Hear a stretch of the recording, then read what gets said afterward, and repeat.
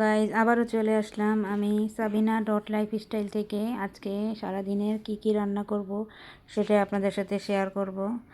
তো মেয়েদের জীবনটা এরকম, সকালটা হলে শুরু হয়ে যায় তাদের রান্না বান্না নিয়ে ব্যস্ততা। তো সহজে কিভাবে কম সময়ে অনেকগুলো আইটেম রান্না করা যায় সেটাই আপনাদের সাথে শেয়ার করব আজকে আমি।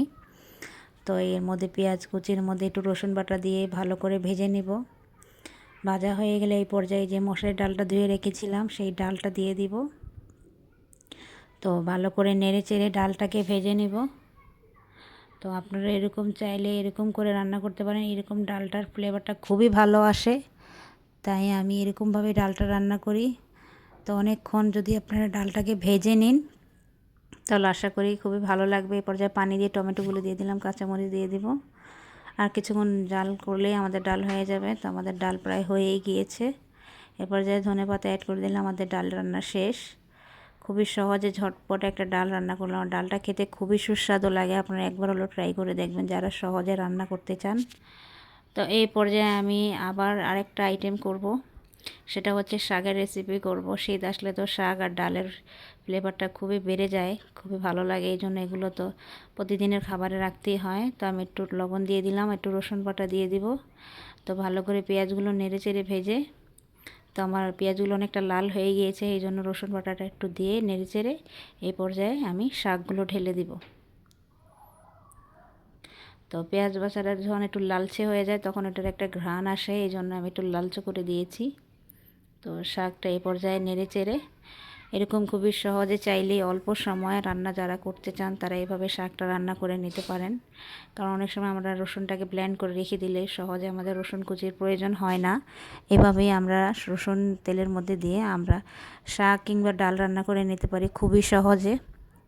তাই আমি এভাবে শাকগুলো আর কিছুক্ষণ রান্না করে হাই হিটে হয়ে গিয়েছে আমার, আর একটু জাল করলে আমার শাকটা হয়ে যাবে। তো এই পর্যায়ে আমার শাক হয়ে গিয়েছে, শাকটাকে আমি একটা পাত্রে বেড়ে নেব।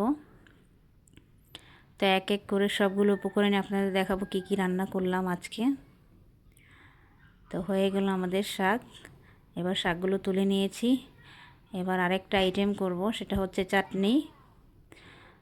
তো চাটনিটা খুবই ভালো লাগে, কারণ বাচ্চারা অনেকটা পছন্দ করে টক টক। এই জন্য পেঁয়াজের কুচি ভাজার মধ্যে একটু হলুদের গুঁড়ো, জিরের গুঁড়ো, ধনিয়া গুঁড়ো দিয়ে দিয়েছি, একটু লবণ দিয়ে দিয়েছি। এই পর্যায়ে একটু নেড়ে চেড়ে মশলাটাকে ভেজে টমেটোগুলো দিয়ে দিব। তো টমেটোগুলো নেড়ে চেড়ে ভালো করে একটু মশলাটার সাথে কষিয়ে নিব। তো চাটনিটা ফ্লেভার যদি ভালো আনতে চান তাহলে একটু নেড়ে চেড়ে ভালো করে ভেজে নেবেন, তাহলে খুবই ভালো লাগে, একটা ভালো একটা ফ্লেভার আসে। তো আমার রান্না হয়ে গেছে। এই পর্যায়ে একটা ডিম ভেঙে দিয়ে দিব, কারণ চাটনিতে যদি একটা ডিম দেওয়া হয় তাহলে সেটা অনেক ভালো লাগে খেতে, এই জন্য আমি একটা ডিম অ্যাড করে দিব। তো এবার ডিম দিয়ে ভালো করে মিক্স করে নেব। এটাকে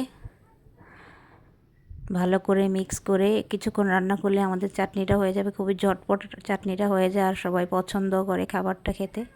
তো ঝটপট চাটনিটাকে তৈরি করে নিলাম। পর্যায়ে ধনেপাতা দিয়ে দিব। তো আমাদের চাটনি রান্না প্রায় শেষ। আমরা এবার বল মাছ রান্না করব আজকে, সেই প্রসেসে চলে যাব। তো পেঁয়াজগুলো একটু ভেজে নিলাম। এই পর্যায়ে মশলা অ্যাড করে দিব, হলুদের গুঁড়ো, মরিচের গুঁড়ো দিয়ে দিব, ধনিয়া গুঁড়ো, জিরে গুঁড়ো, লবণ দিয়ে মশলাটাকে ভালো করে ভেজে নেব। মশলাটা ভাজা হয়ে গেলে আমরা নেড়েচেড়ে ভাজা হলে একটু পানি অ্যাড করে দিব।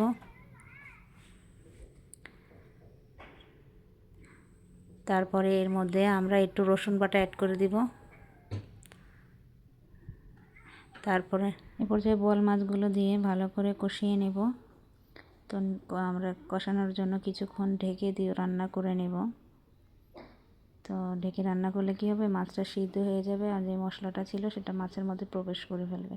তো মাছটার রান্না প্রায় হয়ে যাবে, তারপরে আমরা অন্য প্রসেসে চলে যাব।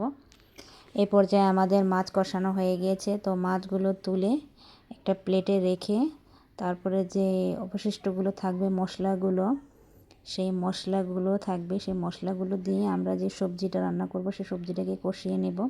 তো আমি সিম আর আলু নিয়ে নিয়েছি বোয়াল মাছ দিয়ে রান্না করতে। তো এই পর্যায়ে সিম আলুগুলো ভালো করে কষিয়ে নিব, কারণ প্রতিটা জিনিসই কষানোর মাধ্যমে রান্না করলে দেখা যায় ওটা খেতে খুবই ভালো লাগে। তো কিছুক্ষণ ঢেকে রান্না করে নেব। তো আমার কষানোটা হয়ে গিয়েছে। এই পর্যায়ে আমি পানি অ্যাড করে দেব নেড়ে চেড়ে ভালো করে। তো মাছগুলো ঢেলে এই পর্যায়ে আমি পানি অ্যাড করব। তো পরিমাণ মতো পানি দিয়ে দিব। তো পানি দিয়ে ভালো করে মিক্স করে তারপরে টমেটোগুলো দিয়ে দিব। এই পর্যায়ে উপরে দিয়ে কাঁচামরিচ টমেটোগুলো দিয়ে দিব। তো আমরা এভাবে যদি কিছুক্ষণ রান্না করি আশা করি আমাদের রান্না প্রায় শেষ। তো আপনারা যারাই আমার ভিডিওটা দেখছেন অবশ্য সহজভাবে রান্নার স্টেপগুলো দেখাই, বাসায় কি রান্না করি, কি খাওয়া দাওয়া করি। তো সবাই আমার ভিডিওটি যদি ভালো লেগে থাকে অবশ্যই সাবস্ক্রাইব করে দিবেন, লাইক করে দিবেন, পাশে